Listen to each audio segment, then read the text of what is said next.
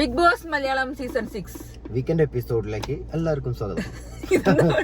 എല്ലാ പാചകത്തിലേക്ക് സ്വാഗതം. ഇന്ന് നമുക്കൊരു ഹാപ്പി ദിവസമാണ്. അത് ഭയങ്കര ഹാപ്പിയുള്ള ദിവസം. നമ്മളിന്ന് വിചാരിക്കേണ്ടവരെ വിചാരിച്ച പോലെ പൊരിക്കും ചെയ്തു, നല്ല ആൾക്കാരെ നല്ല രീതിയിൽ പറയുകയും ചെയ്തു. പുറത്ത് പല അഭ്യൂഹങ്ങളും നടക്കുന്നുണ്ട്. അങ്ങനെ ചെയ്യാൻ പാടില്ലായിരുന്നു, ഇങ്ങനെ ചെയ്യാൻ പാടില്ലായിരുന്നു പറഞ്ഞിട്ട്. പക്ഷെ അത് നമുക്ക് എത്താം. നമുക്ക് ആദ്യം ആ ഒരു ഫ്ലോയിൽ അങ്ങോട്ട് പോകാം ഫസ്റ്റ് കേട്ടോ. അപ്പൊ ആദ്യം നമ്മുടെ സാബു ചേട്ടനും ശ്വേത ചേച്ചിയും കൂടിയാണ് വീഡിയോ കോളിൽ വന്നത്. അപ്പോ അവരുടെ അഭിപ്രായം അത് കറക്റ്റ് അടിപൊളി സംഭവം. ആൾക്കാരൊക്കെ ഇങ്ങനെ വിചാരിച്ചു, എല്ലാരും പറയണ മാതിരി വളരെ ഇതായിട്ട് അയ്യോ ഭയങ്കര രസമാണ് അതിനുള്ളത്തെ ദിവസങ്ങൾ എന്ന് പറഞ്ഞു കഴിഞ്ഞാൽ ഇനി എനിക്ക് എന്റെ ലൈഫിൽ കിട്ടൂല, അത്രയും സന്തോഷിച്ചു എന്നൊക്കെ പറയുന്ന വിചാരിച്ചു. ഹായ് സാബുക്ക. അല്ല അത് ഏറ്റവും രസം എന്ന് വെച്ചാൽ ലൈവായിട്ട് അവരെ മുന്നിൽ നിന്ന് കേൾപ്പിച്ചു. അവിടെ ഉള്ളിൽ നിന്ന് ഞാൻ നല്ല രീതിയിലാണ് പറഞ്ഞ സാബു ചേട്ടൻ ശ്വേത ചേച്ചി നല്ല അടിപൊളിയായിട്ട് എല്ലാവരെയും കാര്യങ്ങൾ പറഞ്ഞു, അടിപൊളിയായിട്ട് പറഞ്ഞു. പക്ഷെ ഇന്ന് ലൈവായിട്ട് അവരെ മുന്നിലിരുത്തിയിട്ട് ഹോട്ടൽ ടാസ്കിനെ കുറിച്ചുള്ള അഭിപ്രായം ചോദിക്കുന്നു. അതെ, അവിടുന്ന് ഉള്ളിൽ വന്നു കഴിഞ്ഞപ്പോ അവരാരും നിരാശപ്പെടുത്തിയില്ല. എല്ലാവരും ചെയ്യണ അടിപൊളിയാണ്, നന്നായി കളിക്കണ്ട് എന്നൊക്കെ പറഞ്ഞിട്ടാ പുറത്ത് ഞങ്ങൾ എൻജോയ് ചെയ്തു എന്നൊക്കെ പറഞ്ഞു പോയതാണ്.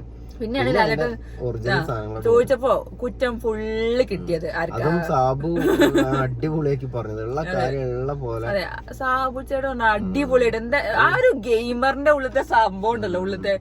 ഞാൻ ഇത് എനിക്ക് എത്ര വട്ടം പറഞ്ഞാൽ എനിക്കറിയില്ല. എനിക്ക് ഏറ്റവും ഇഷ്ടപ്പെട്ട കണ്ടസ്റ്റന്റ് സാബു ചേട്ടനായിരുന്നു. ആ ഡയലോഗ് ഇല്ലേ, എന്താ പേളിനോട് പറഞ്ഞ ഡയലോഗ്, അത് എന്റെ മനസ്സിൽ ഇപ്പോഴും കിടക്കുന്ന സാധനമാണ്. ഞാൻ എപ്പോഴും റിപ്പീറ്റ് എടുത്ത് കണ്ട സാധനമാണ്. മറ്റേ അടിക്കുന്ന പിന്നെ എന്താ മറ്റേ ആലപ്പുഴ ജില്ലയിലെ ആ ഡയലോഗ് ഉണ്ടല്ലോ അവസാനം അബ്ദുസം എന്താ സാബുമോ എന്നൊക്കെ പറയുന്നത്, അതൊക്കെ ആ ഒരു ഡയലോഗ് എന്റെ മനസ്സിൽ ഇപ്പോഴും കിടക്കുന്ന സാധനമുണ്ട്. അതൊരു ഒരിക്കലും മറക്കാൻ പറ്റുന്ന സാധനം. അപ്പൊ അത് ഇന്ന് അടിപൊളിയായിട്ട് വിലയിരുത്തി. പുറത്തുനിന്ന് കണ്ടിട്ടാണ് പോയത്, എന്നാലും ആ ഉള്ളിൽ നിന്നുള്ള സംഭവങ്ങൾ കറക്റ്റ് നമ്മുടെ വിചാരിച്ച പോലെ തന്നെ നമ്മള് ആണെങ്കിൽ പോലും പല ആളുകളും പറയുന്നുണ്ട് ഉള്ളിന്ന് കാണുന്ന പോലെയല്ല പുറത്തുനിന്ന് കാണുന്ന ഉള്ളിൽ. പക്ഷെ ഇയാൾ ചെന്നിട്ട് അയാൾ ഗെയിമർ എന്ന് പറഞ്ഞാൽ ചെന്ന് കഴിഞ്ഞാൽ കറക്റ്റ് പറയാനറിയാം എന്തൊക്കെയാണ് മനസ്സിലാക്കിയത്. കറക്റ്റ് ആരെയൊക്കെ കൊണ്ട് കളിപ്പിക്കാനും അറിയാം, ആരെയൊക്കെ കൊണ്ട് എന്തൊക്കെ ചെയ്യിക്കണം എന്നറിയാം.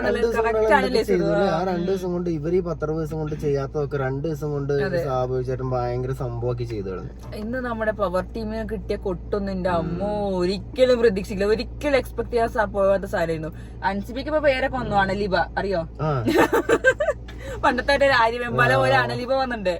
അപ്പോൾ അത് കറക്റ്റ് ആപ്റ്റ് ആയിട്ട് കിട്ടും. എന്തൊരു വിനയ കുനെ എന്താ വിനയ കുനെന്നറിയില്ല, എന്താ അൻസിബ ലാലേട്ടനോടും സാബുച്ചേട്ടനോടും ശ്വേതയോടും ഒക്കെ പറയുന്നത്. അൻസിബ ഒരു 10-60 ദിവസം കൊണ്ട് അഭിനയിച്ചുണ്ടാക്കിയ എല്ലാം പൊട്ടിപ്പാളീസായി. കുറെ ദിവസം കൊണ്ട് അഭിനയിച്ച് പിടിച്ചു നിൽക്കുന്ന ഓരോന്ന് പറഞ്ഞുണ്ട്.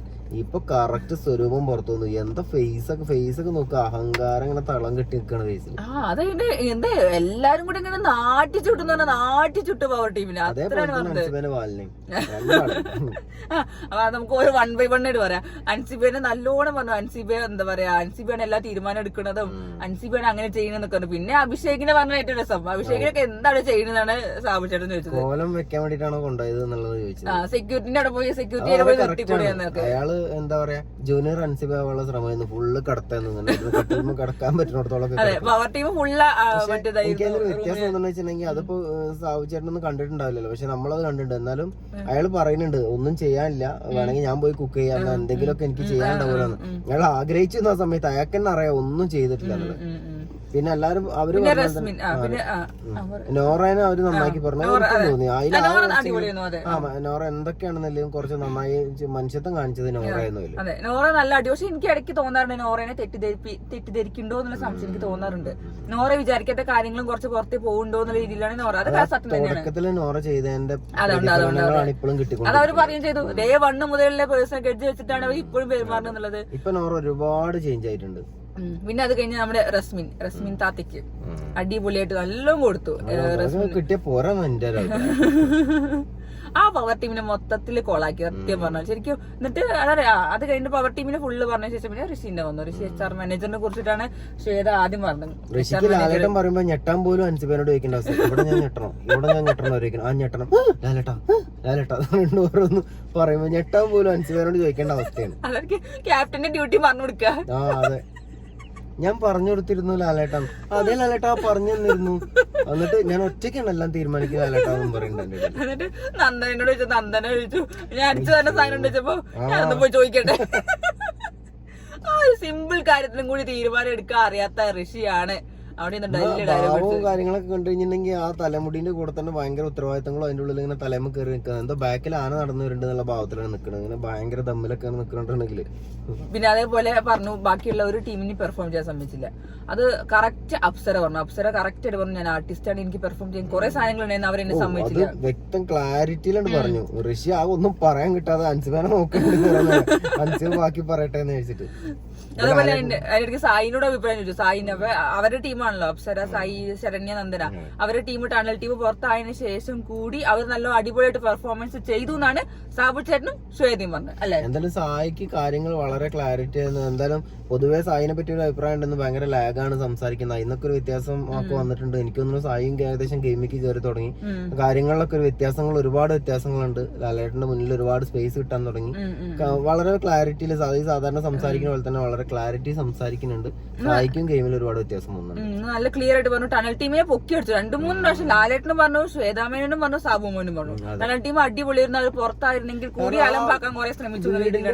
അത്രയും ആളുകൾ ചെയ്ത ആക്ട് ഒക്കെ നമുക്ക് ഭയങ്കര വെറുപ്പിക്കലായിരുന്നു, ഋഷിയും എല്ലാവരും കൂടെ ചെയ്യണത്. പക്ഷെ ഇവര് ഒരു 4 ആള് പുറത്തുനിന്ന് ചെയ്യണത് നമ്മൾ ഭയങ്കരമായിട്ട് എൻജോയ് ചെയ്യുന്നുണ്ടായിരുന്നു. അതിന് കുറച്ചും കൂടെ അവസരം കൊടുത്തിട്ടുണ്ടെങ്കിൽ നമ്മളെ ജാസ്മിനൊക്കെ അതെ, ജാസ്മിനെ അത് പറഞ്ഞ പോലെ സായി പറയുണ്ടായിരുന്നു, ഞങ്ങൾ ചിപ്പ് മാറ്റി അകത്തേക്ക് കയറ്റി വിടാൻ നിൽക്കുന്നു. അപ്പൊ അവിടെ കുറെ എന്റർടൈൻമെന്റ് ഫാക്ടേഴ്സ് കുറെ ഉണ്ടായിരുന്നു, അതൊന്നും പവർ ടീം സംബന്ധിച്ചു. നമ്മളൊക്കെ തുടക്കം മുതലേ പറയുന്നുണ്ട് ജാസ്മിന്റെ പ്രശ്നം അവര് തമ്മിലുള്ള ഒരു കോംബോ ആണ്. ജാസ്മിൻ ഒറ്റയ്ക്ക് ആയപ്പം അത് ചിലപ്പോ ഒരു പക്ഷേ ഗബ്രി ഉണ്ടായിട്ട് അവരൊരു കോംബോ അല്ലാതെ കളിച്ചെങ്കിൽ ചിലപ്പോ ഇങ്ങനെ തന്നെയായിരുന്നു. ഇപ്പൊ ജാസ്മിൻ നന്നായി കളിക്കുന്നുണ്ട്, അടിപൊളിയായിട്ട് കളിക്കും. ആ റോബോന്റെ ആ വർത്താനമൊക്കെ അവിടെ പോയിരിക്കും, അവിടെ പോയിരിക്കുന്ന എന്ത് രസമായിട്ട് കാണിച്ചത്. ആ ഒരു ഇഷ്യൂ ഉണ്ടാവുന്ന സമയത്തും സിജോ പറഞ്ഞ പോലെ തന്നെ അപ്പോഴും ആ ക്യാരക്ടർ പിടിച്ച് കറക്റ്റ് ആയിട്ട് നമ്മൾ അന്നും പറഞ്ഞു അടിപൊളിയായിട്ട് പറഞ്ഞു. എന്നിട്ടാണ് അവന് ഈ റസ്മിന്റെ ഈ സംഭവം ചോദിച്ചു. എന്താ റസ്മിന് യെല്ലോ കാർഡ് കിട്ടി 2 week direct nomination. Next week പോകാൻ സാധ്യത എല്ലാം ഉണ്ട്. ആളുകൾക്ക് വലിയ താല്പര്യം ഉള്ള ഒരു കണ്ടസ്റ്റന്റ് നല്ല ഭയങ്കര മറ്റേ ബിഗ് ബോസിന്റെ അമ്മയാണ് അച്ഛനാണ് തോന്നുന്നത്. ബിഗ് ബോസ് അവളെ ഷോട്ടറിലാണ് കേറിയിരിക്കുന്ന രീതിയിലാണ് പെരുമാറ്റം. അങ്ങനെ അവരെ പവർ ടീമിന് നല്ലോണം മറ്റേ ഇരുത്തി പൊരിച്ചെന്ന് പവർ ടീം ഫ്രൈ ആയിരുന്നു സത്യം പറഞ്ഞാൽ. മെയിൻ ആയിട്ടുള്ള ആള് അൻസിബ. അൻസിബയും വാലും രണ്ടാൾക്കും നല്ലോണം കിട്ടിയിട്ടുണ്ട്. എന്നിട്ട് അൻസിബ സപ്പോർട്ട് ചെയ്യാണ്. ക്യാപ്റ്റൻസി ടാസ്കിനെ കുറിച്ച് ചോദിക്കുമ്പോഴും അൻസിബ സപ്പോർട്ട് ചെയ്യാൻ, ഇവൻ നന്നായി ചെയ്തല്ലോ അങ്ങനെ ചെയ്തല്ലോ എന്ന്. അപ്പോൾ ഇവനെ അപ്പുറത്ത് ആശാന അതിന്റെ ഇടയിൽ കൂടി ചെവി പറയണ്ട, ആരും പൊക്കൂല കേല് കുഴപ്പമില്ല പറയണ്ട. അതിന്റെ അർത്ഥം പൊക്ക് എന്നുള്ളതാണെന്നുള്ള നമുക്ക് മനസ്സിലായി. അതുവരെ പൊക്കാതൊക്കെ എനിക്ക് ഏറ്റവും അവസാനമാണ് അൻസിബായി പൊക്കിയത്, ഒരാള് പൊക്കിയില്ല. അത് എന്താ നമുക്കറിയാം, മനസ്സിലായി കാര്യം. അങ്ങനെ ലാലേട്ടൻ വരെ പറഞ്ഞിട്ട് ആ ഉള്ളിലുള്ള 12 ആൾക്കും ഞങ്ങൾക്ക് എല്ലാവർക്കും തെറ്റിദ്ധരിച്ചായിരിക്കും, ഞങ്ങൾക്കൊക്കെ മാറിയതായിരിക്കും, എനിക്കങ്ങനെയാണ് തോന്നുന്നത്. വലിയ ഡയലോഗ്. അത് എല്ലാവരും തെറ്റിദ്ധരിച്ചു. എന്റെ അമ്മ പ്രേക്ഷകർക്ക് തെറ്റിദ്ധരിച്ചതിനെ ചോദിച്ചപ്പോ അൻസിബയ്ക്ക് ആകെ ഇത് പിന്നെ എന്തിനാ പിന്നെ ഡയലോഗ് കഴിക്കാൻ നിന്നത്? നാട്ടിലുള്ള എല്ലാവർക്കും ഈ കാണുന്ന ആൾക്കാർക്കൊക്കെ മനസ്സിലായി ചെയ്തത്. എന്തായാലും ചാടട്ടോ, എന്നാ ഇനി പാതി തന്നെ കയറി പിടിക്കാച്ചിരുന്നു. ലാലേട്ടൻ മുന്നിലൊക്കെ അത് പിടിച്ചോണ്ടിരിക്കും. നമ്മുടെ ദൃശ്യത്തിലെ അഭിനേത്രി അടിപൊളിയായിട്ട് അഭിനയിക്കുന്നുണ്ട്. ചിലപ്പോ ലാലേട്ടൻ ചിലപ്പോ ദൃശ്യത്തിൽ എന്റെ മോളൊക്കെ ഇല്ല, അപ്പൊ ആ ഒരു സോഫ്റ്റ്നെസ്സിലൊക്കെ നിക്കുന്ന വിചാരിച്ചത്. ലാലേട്ടൻ ഒന്നും കുറച്ച് എനർജറ്റിക് ആയിട്ടാണ് ഉണ്ടായിരുന്നത്. നല്ല അഭിനേത്രിയാണ് എന്തായാലും ശരിക്കും പറഞ്ഞാൽ. അമ്മോ, പിന്നെ അതിനിടയ്ക്ക് നമ്മളെ ശരണ്യ ഉണ്ടെങ്കിൽ മുട്ടക്കേസ് കുറച്ച് കാണിച്ചു. അത് നല്ല കോമഡി ആയിരുന്നു സാധനം. അപ്പോഴാണ് മനസ്സിലായത് എങ്ങനെയൊക്കെ ഉണ്ടാക്കി കൊടുക്കുന്ന സാധനം. അതെ, അത് കഴിഞ്ഞിട്ട് പിന്നെന്താ പറഞ്ഞത് നമ്മുടെ എന്താ ഞാൻ ആ അവസ്ഥ ഋഷി ബാക്കിലേക്ക് തിരിഞ്ഞിട്ടുണ്ട്, ചിലപ്പോ പുറത്തേക്ക് വരുന്നുണ്ടാവും. പിന്നെ നമ്മുടെ സായിനോട് ലാലേട്ടൻ ചോദിച്ചു, ഡയമണ്ട് എവിടെ കയ്യിലുണ്ട്? അപ്പൊ കയ്യിലുണ്ട് സാധനം, ആർക്കും കൊടുത്തിട്ടില്ല, ആർക്കും കൊടുത്തൊക്കെ തിരിച്ചു കിട്ടിയിട്ടുണ്ട്. ഞങ്ങളെ ചാനലിന് ഒരു ഫ്രീ പ്രൊമോഷൻ വേറെ ആർക്കും കിട്ടാത്ത സൗഭാഗ്യമാണ്. അതെ, എന്താ മോനെ സീക്രട്ട് ഏജന്റ് ചെയ്താൽ സൂക്ഷിക്കണ്ടായിരുന്നു, സീക്രട്ട് ഏജന്റ് എന്നൊക്കെ ചോദിക്കുന്നുണ്ട്. സീക്രട്ട് ഏജന്റ് എന്താ ഇങ്ങനെയെന്നൊക്കെ ചോദിക്കുന്നുണ്ട്. ഓപ്പൺ ആയിട്ട് പറഞ്ഞു സായി ഗെയിം കളിക്കാൻ വേറെ പ്ലാൻ ചെയ്തിട്ടുണ്ടായിരുന്നു, കൺഫെഷൻ റൂമിലേക്ക് വിളിക്കാൻ പോയപ്പോ വിളിച്ചില്ല, അത് വേറെ കാര്യം. അപ്പൊ ഇനി ബിഗ് ബോസിന്റെ ഗെയിം സായിക്ക് മനസ്സിലാവുകയും ചെയ്തു. ഇനിയിപ്പോ നമ്മള് മൈൻഡ് ഗെയിം എന്നൊക്കെ പറഞ്ഞാൽ പിന്നെ അതിനനുസരിച്ച് കമന്റ് വരും, മണ്ടൻ ഗെയിം ആണെന്നൊക്കെ പറഞ്ഞാൽ ഓട്ടെ, നമ്മളത് മൈൻഡ് അടിക്കുന്നില്ല. മൈൻഡ് ഗെയിമിനെ നമ്മൾ മൈൻഡ് അടിക്കുന്നില്ല. അപ്പൊ അത് കഴിഞ്ഞിട്ട് പിന്നെ ശ്രീരേഖ ചേച്ചിക്ക് കൊടുക്കുന്നതാണ് പറഞ്ഞത്. അപ്പൊ ഇവരൊക്കെ വിചാരിക്കുന്നത്, സായിയൊക്കെ വിചാരിക്കുന്നത് എന്തോ സവിശേഷമായ എന്തോ കാര്യം ഉണ്ടെന്നാണ്. പക്ഷെ നമുക്ക് അറിയില്ല. സായി പറഞ്ഞിട്ട് ബാക്കി എന്തൊക്കെയാ സവിശേഷതകൾ നോക്കട്ടെ പറഞ്ഞിട്ടുണ്ട്. നമുക്ക് അറിയില്ല ടാസ്ക് ആയിട്ടുള്ളൊക്കെ എന്തെങ്കിലും. അത് ശ്രീരേഖ ചേച്ചിക്ക് സായി കൊടുക്കാൻ നിർബന്ധിതനായത് കൊടുക്കുന്നു ഉറപ്പിച്ച് കൊടുത്തിട്ടുണ്ടെങ്കിൽ ചിലപ്പോ അത് കിട്ടുന്ന ആൾ അടുത്തതിൽ ഔട്ട് എന്നൊക്കെ പറയുന്നത്. കാരണം അവരെ ഔട്ടാക്കാൻ എനിക്ക് ശ്രീരേഖ ഒരു ചാൻസ് ഉള്ള ആൾ തന്നെ അല്ലേ ആണ്. പക്ഷെ അത് കിട്ടിയെന്ന് എഴുതിട്ട് അറിയാം, ആ സംഭവം അപ്പൊ അതുണ്ടായി. അത് കഴിഞ്ഞിട്ട് പിന്നെ നമ്മൾ ജയിൽ നോമിനേഷനെ കുറിച്ച് സംസാരിച്ചു. ജയിൽ നോമിനേഷൻ അട്ടർ ഫ്ലോപ്പ് ആയിരുന്നു. എന്താ പറയാ, ജാസ്മിനെ പുറത്താക്കിയത്. എനിക്കത് വീണ്ടും വീണ്ടും ചോദ്യം ചെയ്യാൻ തോന്നുന്നു. എന്തിന്റെ പേരിൽ അവര് ഇത് കണ്ടോണ്ടെന്നല്ല, നമ്മളപ്പം മുതലേ എല്ലാ ഇത് കണ്ട ആൾക്കാർക്ക് തോന്നുന്നു എന്തിന്റെ പേരിലാണ് അവര് ജാസ്മിനെ പുറത്താക്കണം. അവിടെ നന്നായി കളിച്ച ഒരാള് ആ പാവള്ള അടിയും മേടിച്ചു വന്നിട്ട് ജാസ്മിനെ ജയിലിൽ. റസ്മി പറഞ്ഞ രസം എന്താ പറയാ, ഞാൻ പവർ ടീമിലല്ല, അതുകൊണ്ട് എനിക്ക് പോകാൻ പറ്റില്ല, അതുകൊണ്ട് ജാസ്മിൻ ഇട്ടത്. വേറെ നിവർത്തില്ലെന്ന് എല്ലാവർക്കും ഇത് കാണുന്ന എല്ലാവർക്കും ഋഷീനെ മാത്രമേ അതിൻ്റെ ഉള്ളിൽ കൊണ്ടുപോയിട്ടാണ്.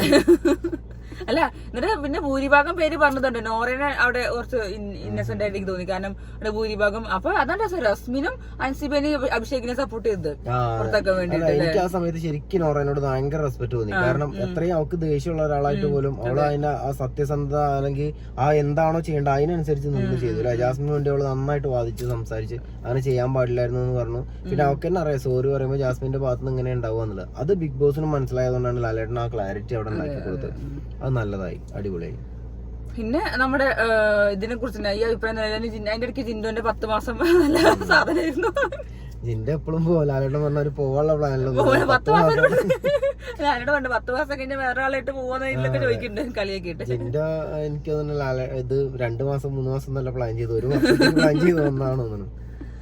അപ്പൊ ഇന്ന് അത് അടിപൊളിയായിരുന്നു. നമ്മുടെ പവർ ടീമിനെ നല്ലോന്ന് അറ്റിച്ചു വിട്ട് നല്ല സൂപ്പർ ആയിരുന്നു. ഋഷിനെ അങ്ങോട്ട് തേച്ചു. ഇനി ഋഷി ഫുള്ള് കരച്ചിലാവും മിക്കവാറും. ഇന്നെ അങ്ങനെ പറഞ്ഞു ഇങ്ങനെ പറഞ്ഞു കൊണ്ട് ഋഷി എല്ലാ ചാൻസും കാണുന്നുണ്ട്. പിന്നെ അൻസിബ് ഉള്ളതുകൊണ്ട് കുഴപ്പമില്ല. പിന്നെ അൻസിബ് മാറ്റി പറയാൻ ഇനി നടക്കും. ഇനി വെള്ള പൂശില് കുറച്ച് നാളെ നടക്കും. ഇത്രയും ദിവസം നമ്മള് ഗബ്രീനെ യാസ്മിനൊക്കെ കുറ്റം പറഞ്ഞിട്ട് ചിലപ്പോ ഇന്നിപ്പോ ലൈവില് രാത്രി കാണലുണ്ടാവും അൻസിബേന്റെ മടിയില് ഉണ്ണി ഒന്നും പേടിക്കണ്ട ഉണ്ണി പറഞ്ഞു പഠിപ്പിച്ചു കൊടുക്കണേ ചിലപ്പോ. അയ്യോ, അപ്പൊ ഇനിയിപ്പോ അതുണ്ടായിരുന്നു. പിന്നെ നമ്മുടെ ടാസ്ക് നല്ല പെർഫോമൻസ്. കുറെ ദിവസമായി എന്താ പറയാ പ്രേക്ഷകരുടെ അഭിപ്രായമാണ് ഞങ്ങൾ കാണിക്കുന്നത് ലാലേട്ടൻ പറയലല്ലാതെ. എന്നിട്ട് അവരെ സ്വന്തം അഭിപ്രായങ്ങളാണ് കാണിക്കല്. ഇന്ന് ശരിക്കും പ്രേക്ഷകരുടെ അഭിപ്രായം മാനിച്ച പോലെ തന്നെ തോന്നില്ല. നമുക്ക് പറയാനുള്ള കാര്യങ്ങൾ കുറെ കണ്ട് പറഞ്ഞു തരുന്നു. അങ്ങനെ പറഞ്ഞില്ലെങ്കിലുള്ള പ്രശ്നം എന്താ വെച്ചാൽ ഇവരോടൊക്കെ നമുക്ക് ഭയങ്കര നെഗറ്റീവ് തോന്നുന്നു ലാലേട്ടനോട് ഇത് പറയാതിരിക്കുമ്പോൾ. ഇപ്പൊ എന്താ വെച്ചാൽ നമുക്കിപ്പോ റസ്മിൻ ഭായിനോടൊക്കെ ഉള്ള ഒരു കുറെ ദേഷ്യമൊക്കെ കുറഞ്ഞിട്ടുണ്ടാവും നമുക്ക് പറയാനുള്ളതൊക്കെ പറയുമ്പോൾ. അതിനിടയ്ക്ക് ശ്വേത മേനോനും സാബുമോനും മറ്റേ ജിൻഡോന്റെ ടീമിനെ കുറിച്ച് എന്താ പറയുക, ജിൻഡോനെ കുറിച്ച് പറഞ്ഞത് മസിലുണ്ടായിട്ട് കാര്യമില്ല മനുഷ്യത്തെ ഉണ്ടാവണം എന്നുള്ളത്. അത് എന്തൊക്കെ ഇവിടെ ജിൻഡോനെ താലോചിച്ച് ജിൻഡോനെ ദത്തെടുത്തിട്ട് കൊണ്ടുപോകാന്നൊക്കെ വിചാരിച്ചു. അങ്ങനെ ജിൻഡോനെ കെട്ടിപ്പിടിക്കണു. അതിന് ജിൻഡോ പൊന്തി എന്റെ അമ്മയെ ജിൻഡോ ഇവനോട് പറയുന്നുണ്ട് നമ്മളോട് ഒരു പ്രത്യേകത ഉള്ളതുകൊണ്ടാണ് നമ്മളോട് അത് സൂക്ഷിക്കാനൊക്കെ പറഞ്ഞത്. അത് അയാളെ തണ്ടും തടിയൊക്കെ കണ്ടിട്ടാണ് ഇയാളത് സൂക്ഷിക്കാൻ പറഞ്ഞത്. അതെ, എന്നിട്ട് അവരോടൊക്കെ ഭയങ്കര റെസ്പെക്ട് കാണിക്കാം.